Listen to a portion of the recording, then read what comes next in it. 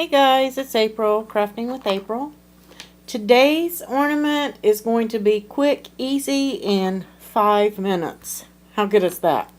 We're going to create these little Christmas tree ornaments, and it's just a piece of fabric cut into a circle, which is going to take you all of about 30 seconds to cut that on your Cricut maker. You can use the Explorer for this. You can bond it. Doesn't matter. It's not going to hurt a thing. Might even give it a little extra body. All you're going to do is once it's cut, you're going to fold it in half. Pin it if you need to. I didn't feel the need to. And you're just going to stitch all the way around the curve, leaving just a section, small section down here at the bottom, so that you can get your finger in and turn this. So you're going to turn that fabric. Once you've turned it, you're going to top stitch all the way around, just like a D. So cut your fabric, take it to the machine, right sides together, stitch it, leave an opening, turn it, top stitch all the way around, come back and we'll finish up.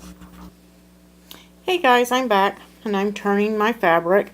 I have just a small opening, enough to get my fingers in, and I'm just pushing in that corner where I started and going around and flattening out my fabric. Now you can use a chopstick, whatever you need at this point if you're having trouble getting that turned.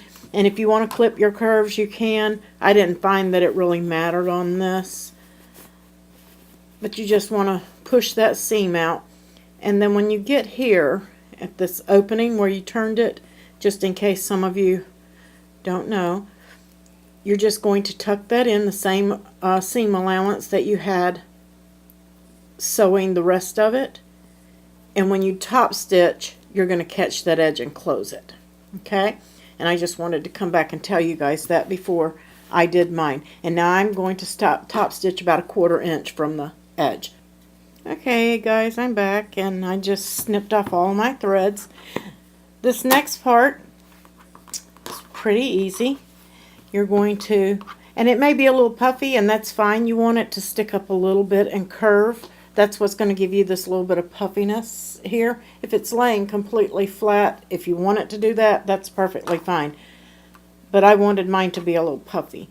So you're going to just fold it over and keep folding it back, but when you come back you want it even with that straight edge. And you may have to practice and get it exactly where you want it. So I want to go a little bit. You want to come in a little bit deep on that first one to get it to line up.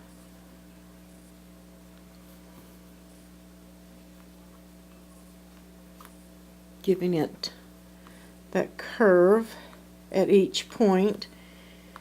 And that looks pretty good to me.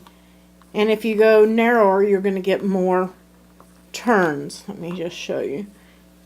If I go up higher here, it's going to give me more folds, but then it doesn't meet at the top like you want it to. You may have to turn it and play with it. So just keep working it until you get it where it's working for you. And I kind of like this fold I have on mine, so I've got 1, 2, 3, 4 folds in it. 5 folds in it. So I kind of like that. This one has 1, 2, 3 folds in it. So it just depends on how you fold it, but you're basically going to do the same thing. And then what I did is I took it to my machine, and you can pin it here if you want to. If you don't think you can hold it while you do that, just put a pin in so that you don't lose your place where it's folded. Just put a pin to hold it. But all I did was I went here on this first one and stitched. I did not stitch down here. Stitched right here. Just 1 or 2 stitches. And you can do this by hand if you prefer, or by machine. And then I just put 1 in here. I put 1 here, and I'll put 1 here. And then I will put 1 to hold that top down.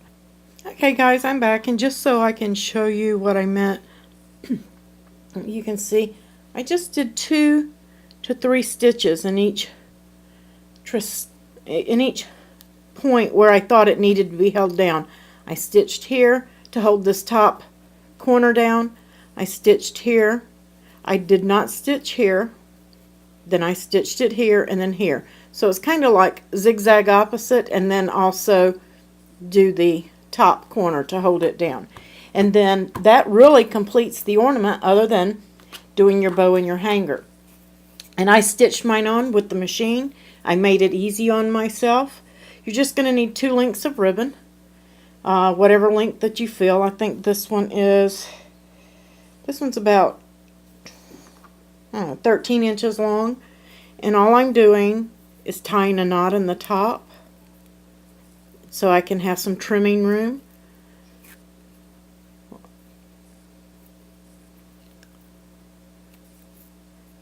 And then I'm just going to trim these ends off. So my hanger is going to end up being about, from the knot down, about 4 inches.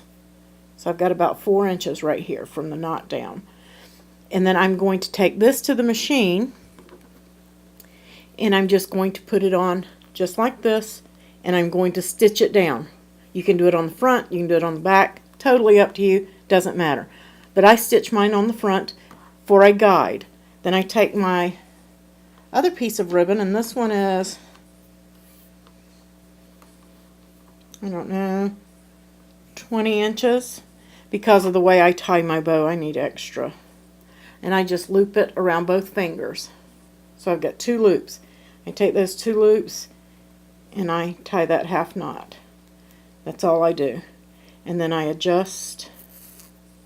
So you can get by with a shorter piece of ribbon. I just like to have enough to play with.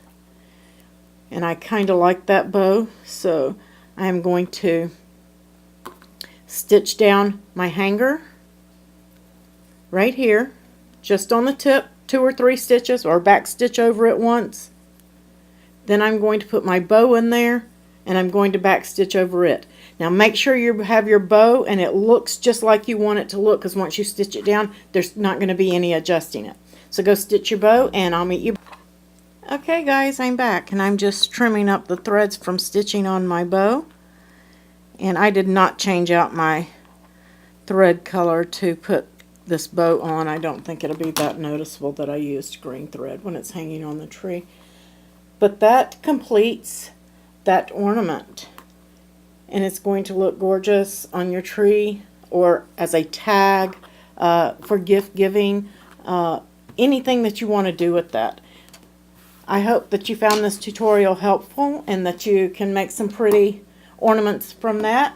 Quick and easy, quick gifts, so if you're pressed for time, these are perfect. Embellish them in different ways. You can sew a couple of little beads or buttons on these points if you want, trim it and lace. There are just thousands of things that you can do with these. So get your pretty fabrics out, your scraps. I think this is like a 9-inch circle for those of you who do not have a Cricut. And it's very easy to make. You can make them any size that you want. Like I said, fold them in different ways. Give it deeper or different seams. We'll give you a different fold on them. And just be creative. Come in over to the Facebook groups, Cricut Crafting and Cricut Maker Projects, and post your photos of your ornaments, and let's see what you did with yours. Please give me a thumbs up on the video. You guys use my shopping links if you need to do any shopping. And as always, I appreciate you watching. You guys have a wonderful day. Don't forget to subscribe.